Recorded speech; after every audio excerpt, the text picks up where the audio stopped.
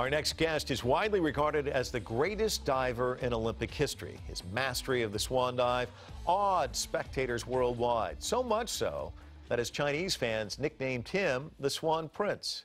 Greg Louganis is the only male diver ever to sweep both the 3-meter and 10-meter diving events in consecutive Olympic Games, winning the gold in 1984 and 1988. Now, the same grace and poise he exhibited on the diving board can be seen in his life since he retired from Olympic competition. Greg's an author, actor, activist, and humanitarian, and his perseverance has helped him face countless challenges in his personal life. He's battled depression, he's overcome bullying, and lived a healthy and productive life despite his HIV-positive status. Since retiring from diving, he's used his elite athlete status to inspire others. He's an outspoken advocate for human rights, and he joins us now to tell us more about his activism today. Greg, welcome. Thank you. Thanks for having me. So as a young kid, I know you were into diving, but we were just talking, you were into dancing. You were doing a lot of stuff as a kid. Yeah. I mean, I started in dance and acrobatics when I was a year and a half, and then I started performing on stage when I was 3. And then I got a partner, and then we would, go to recitals. We couldn't compete because we were too young. At that time, we had to wait until we were 6 years old before we could start competing. But once we started competing, we started winning everything. So we did, all these talent contests and all. And then she went into gymnastics, and then I followed her into gymnastics, and it was my dream that I would make the Olympic team in gymnastics. And you got part of it right. I got part of it right, yeah. But, it's a lot of the same skill set that you have for diving. So I was trying some of my gymnastics stunts off the diving board at home, and my mom didn't want me to kill myself, so she got me lessons. And the first day after lessons, the coach asked me if I would join the club team. And I said, oh, I'll think about it. Oh, my gosh. Yeah. Well, it's a good thing you thought the right way, huh? Well, I mean, it's so funny. It must almost seem surrealistic to sit in that chair and have someone describe you as the greatest diver of all time. I mean, it's especially going from that kid to this stage.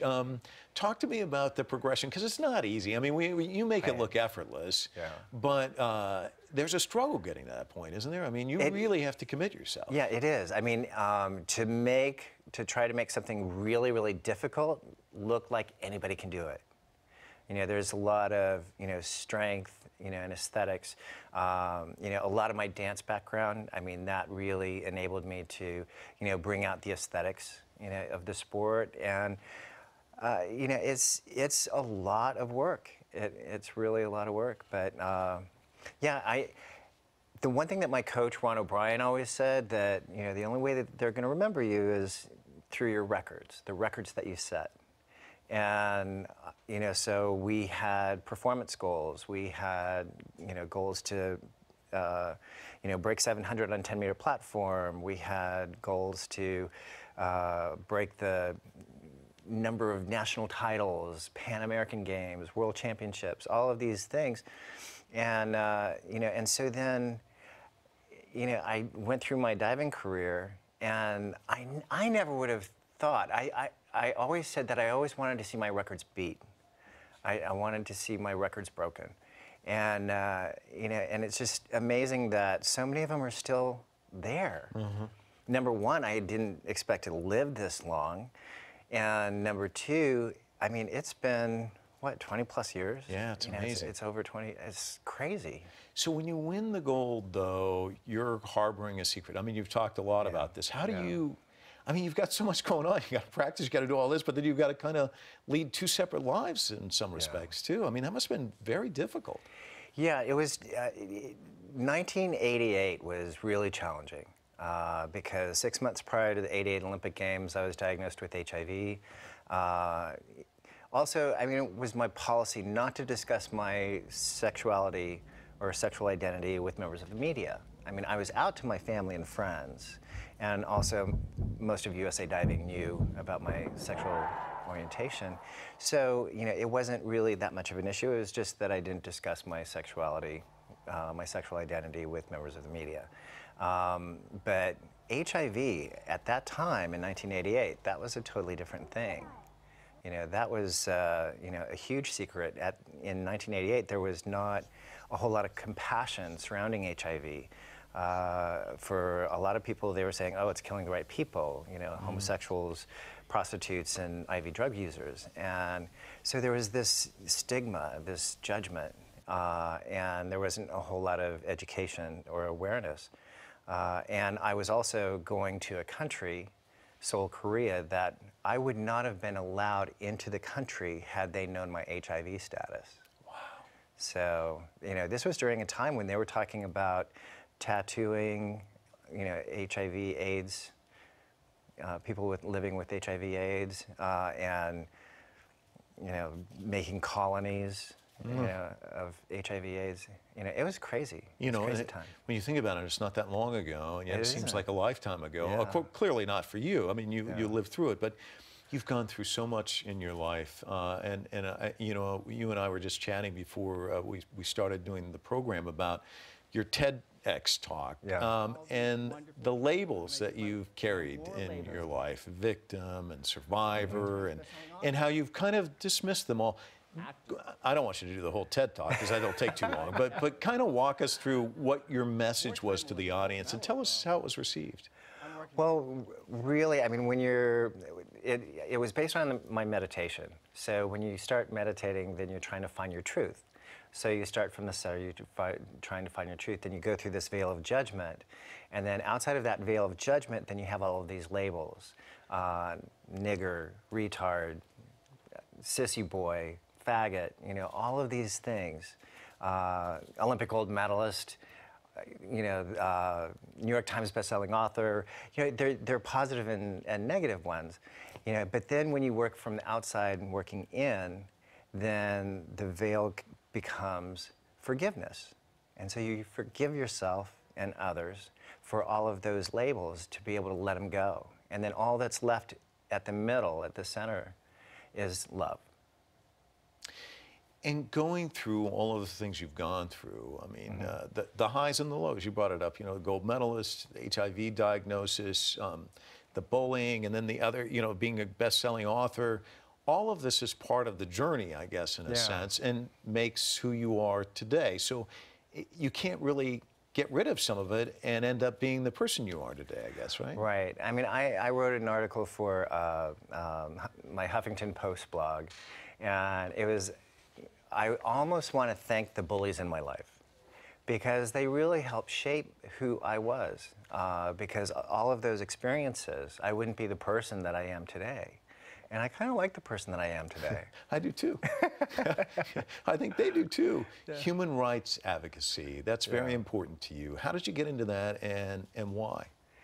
Well, it was so disturbing. In 2013, people were sending me videos of what was going on with LGBTQI youth in Russia. And it was so disturbing. And everybody started saying, you know, the LGBTQI community was saying boycott, boycott, boycott the Sochi Olympics. And I was saying, you know, I was able to compete on two sides of two boycotts. 1980 was boycotted by us. 1984 was boycotted by the Eastern Bloc countries. And America forgets that little, you know, tidbit of information. And so I was able to compete on both sides. And boycotts hurt the wrong people. You know, these are athletes who have, an elite athlete has a shelf life. So they have a certain window of time in order to be all that they can potentially be, or show the world all that they can be. And if you go past that threshold, then you may never know who those people are. You know, you may never see their talent. Being a part of the 1980 Olympic team, I mean, we had an incredibly strong team. You know, and really boycotts hurt the wrong people. What about being a mentor to the U.S. Olympic diving team and handicap the upcoming Olympics for us? What do you think? Well, we're going to be hard-pressed to be as successful as we were in London. We had a really, you know, good Olympics. Two bronze medals, 1 silver, 1 gold. So that was the best Olympics that we've had in a long time. And, you know, I don't know about Rio. It's like the entire world's chasing China. But there are certain countries that are really catching up, like Mexico. They've poured a lot of money into their diving, and it's showing. You know, Canada has some great talent. Australia has some great talent. Russia, there's a lot of great talent out there. Can we be competitive? I think we can on any given day. So it really is going to be kind of the mental game, of the competition, because China oftentimes puts so much pressure on their athletes that they have a tendency of not performing up to their true capability. So isn't the same true for every country, though, in some respects? No. No, I don't think so. No. No, because but even if the coaches aren't putting the pressure, I would suspect. I'm just listening to you earlier say, "I lost, I got a silver." I mean, the athletes themselves do it, don't they? I mean, it's basically a pressure cooker, no matter how you look at it. Well, that's what I'm working with the kids about, because when you walk into an Olympic venue, there's an energy. I mean, it is palatable, right? So you walk into this venue, and you can interpret that energy. It's just energy. So if you interpret it as pressure, you're more apt to implode. But if you interpret it as inspiration, because everybody there wants to see you succeed, even the judges, they want to throw up the big scores. Even your competition, they want you to succeed. They want you to be at your best because they want to beat you at your best. So if you get that understanding and comprehension that this energy is inspiration, that can inspire you to be even greater than you potentially thought you could be. You brought up the Chinese team and the pressure cooker atmosphere, but I want to bring up the Chinese fans because you're adored in China. I mean, how weird is that for you? I love China. I've been there. I've competed. I think I competed at their nationals even. We sent our Olympic team in 1980. We didn't go to Moscow, but we did go to Japan and China, and we had competitions there. So yeah, I mean they pushed me to my limits, and and I'm grateful, really grateful. Because it really was kind of, and I know that they studied me, from when I was a kid. But it's great. It's very flattering. What about the next chapter? Because I kind of feel like, how do you outdo what you keep doing? I mean, let's go become the greatest diver ever. Now I'll write this great book. It's just like one step after another. I mean, do you wake up in the morning and say, got to do even bigger? It's got to be bigger.